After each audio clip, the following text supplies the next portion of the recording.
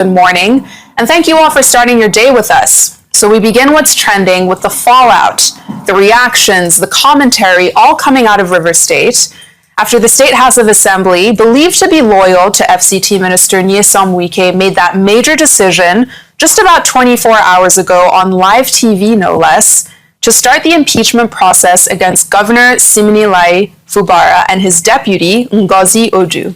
Now, plenary was overseen by the Speaker of the State House, Martins Amaewule, while Major Jack laid out the allegations of gross misconduct. Let's take a look. Mr. Speaker, we conclude by stating that the governor has shown that he is not prepared to govern River State in line with the Constitution of the Federal Republic of Nigeria, 1999 as amended, and his oath of office. The Supreme Court in suit number SC/CV/1174/2004 condemned his actions when he stated that the 8th responder fear of impeachment by the River State House of Assembly is no justification for his attack on the House of Assembly, the Constitution, the government of River State, and the rule of law. Political disagreement cannot justify this attack and contempt for the rule of law by the governor of River State. And while 26 members of the State House did sign the notice backing this impeachment, within hours, a number of groups pushed back. The Campaign for Democracy, the H0t National Congress, as well as the River State chapter of the APC, publicly rejecting the impeachment altogether. Now, in a statement signed by the party's spokesperson, Darlington Nwauju, he says in part, and I'll read from the statement, "It would be totally untenable for a party to keep quiet when an obvious hangover from strifes within the PDP are allowed to resurface. Therefore, we strongly advise all members of the House of Assembly, especially APC members, to resist pressures to destabilize the government of River State, ably led by His Excellency Sir Fubara. We call on members to immediately discontinue the impeachment process in order not to drag the image of our great party to the mud and stifle the continuous progress of the state. Let our state remain a democracy and not a politicocracy." And I'll take one reaction before coming to you, Dr. Abati. Jonathan says, "Nigerian politicians are painful to watch. Not entertaining, not dramatic, painful. A country as large, populous, and strategically important as Nigeria is busy playing small, stupid games, while the rest of the world hardens its borders, stockpiles power, and quietly prepares for conflict. This is a dangerous historical moment, and Nigeria is wasting it.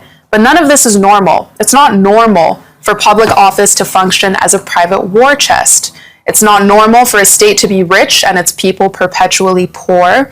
And it's not normal for a country of this size and importance to drift while the world rearranges itself.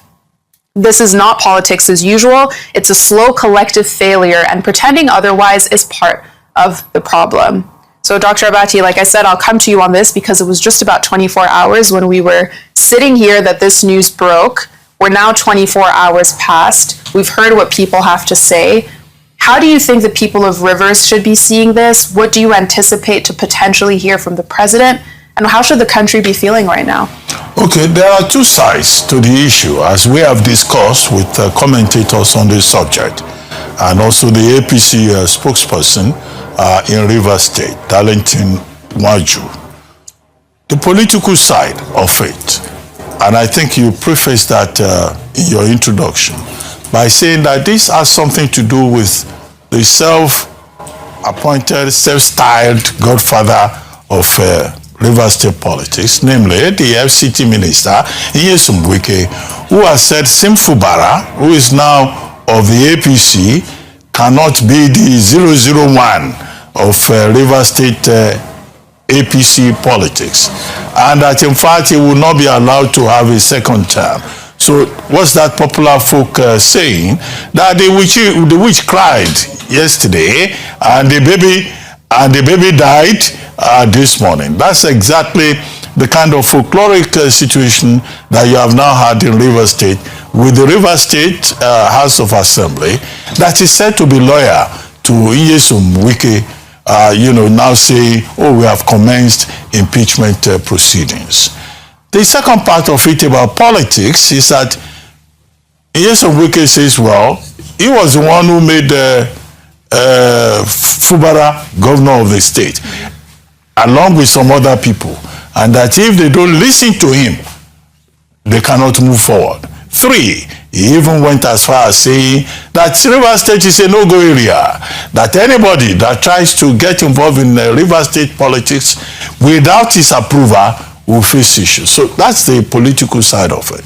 But Darlington Nwaju, whom we interviewed this morning, said the Wike that is talking is not even a member of the ruling APC, either in Rivers or at the federal level, and that as far as he is concerned, Wike is totally irrelevant because he cannot be dictating to a party where he is not a member. So that political side, however, he says they will sort it out because APC, either locally or federally, does not agree that Fubara, who is now a member of their party, should be impeached, and this is the 3rd time that is happening. The irony, however, is that the members of the House of Assembly now are members of the APC. The governor himself is, as his own supporters have said, the 001 of APC politics in Rivers. So there is confusion, and that's why I talked earlier on about an imminent blowout. You talked about the people of Rivers State. As has been the case before now, it is the people of Rivers State who are holding the short end of the stick. Because what we're hearing about is the ego of gladiators and not the interest of the people of Rivers State. And that's why I think that this is an opportunity for those who are interested in stability of Rivers State and the interest of the people. There seems to be an opportunity for them to offer the people of Rivers State an alternative beyond the shenanigans of APC politicians and their hired contractor, mercenary, who says he determines what happens in Rivers State. Now, 3, there's now the legal process, because to remove a governor from office is a constitutional process, well defined under Section 188. Now they've started following the process. You serve notice, 1/3 of the House of Assembly, they got that. You give 14 days for the governor to respond, because he also has that privilege. Then if the House now comes together after that response and then determines that a prima facie case for removal from office has been established, then 2/3 of the House must vote.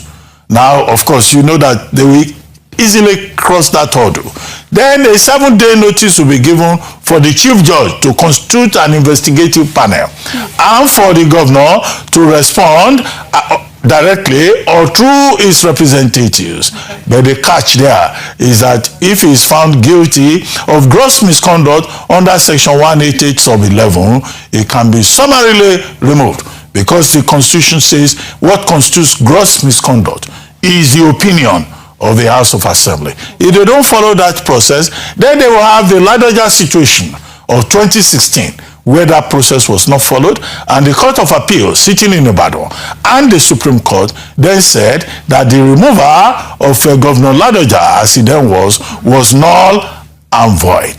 But the long-term thing is that as we move towards 2027, the fear is that there could be chaos, there could be confusion, which already exists in Rivers State. Final point is that President Bola Ahmed Tinubu intervened the other time. That was before the declaration of a state of emergency. Perhaps the president himself needs to intervene again, because he cannot afford to have a wide Port Harcourt, a wide Rivers State, based on the kind of lessons we have had from history when politicians go must. It's the cows that go must, but we can use that metaphor. Yes, and in this instance, Dr. Abati, about the people in Rivers State, because as we speak about FCT Minister Wike, the Rivers State and the people of Rivers State, there's a new video of the minister visiting the home of Senator George Thompson Sekibo in Ogu Town, Rivers State. It's been trending on social media this week because during this visit, which happened on Monday, Wike enthusiastically commends the senator who represents Rivers East on the sheer grandeur of this country house. Let's take a look.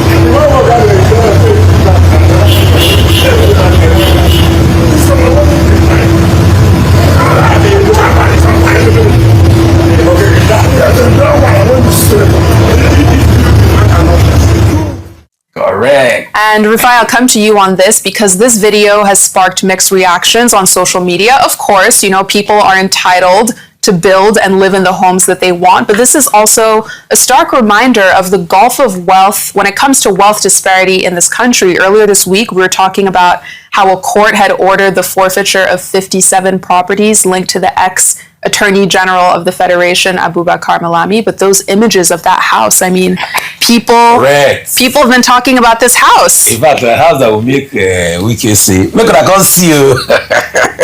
And that's the home of a senator in a river state where you have very high unemployment numbers, right? Mm-hmm. But that's Nigeria for you. So, going back to my points, I think it was Michel Foucault. I put a finger on it. It says for a democracy to work, you must have three axes. Axis of knowledge, axis of power, axis of ethics. In democracies that work, you have an axis of knowledge. And that's why the first thing dictators do is they destroy the axis of knowledge. You can see what Trump was doing today, removing America from some scientific international organizations so that science cannot play a role, getting a conspiracy theorist to be in charge of drugs and all of that, downplaying science, downplaying investment in science. So the first thing they do is they destroy the axis of knowledge because they know the axis of knowledge will challenge your status quo. The next thing they will do is they will destroy the axis of ethics. That's the courts. That's the relation. That's societal ethics. That's what democracy is supposed to be about. Mm-hmm. That's accountability. That's also media. So they will go after the media, destroy the media, infiltrate the media, buy the media. That's why Trump was trying to push the Paramore deal, all right, so that his friends can have the media, so he's close to them. Then most important, the axis of power, which they used to perpetuate themselves. So they buy those that have to do with the axis of ethics and axis of knowledge. They buy the judiciary, they buy everything to themselves and all of that.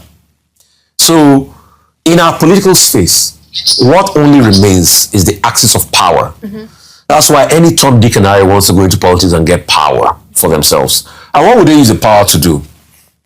Outlandish buildings like these, lovely buildings and things like that. And that's why when some arguments were being made, I think it was Mr. Frank Tete that was making the argument and trying to balance. I just said it was being idealistic.